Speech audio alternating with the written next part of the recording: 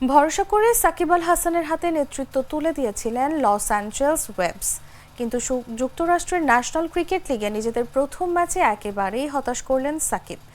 New York লায়ন্সের বিপক্ষে ১৯ রানে হেরে যায় লস অ্যাঞ্জেলস। শনিবার ডালাসে ব্যাটে বলে সাকিব হয়েছেন চরম ব্যর্থ।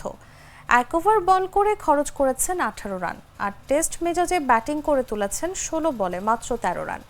দলীয় ২৮ রানের মাথায় আউট হন সাকিব। বেশিক্ষণ টেকেননি রসিংটনও।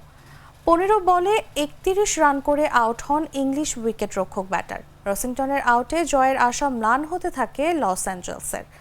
শেষ পর্যন্ত ৭ উইকেট হারিয়ে ১০৭ রানে থামতে হয় সাকিবের দলকে। এতে ১৯ রানের জয় নিশ্চিত হয় নিউ ইয়র্ক লায়ন্সের।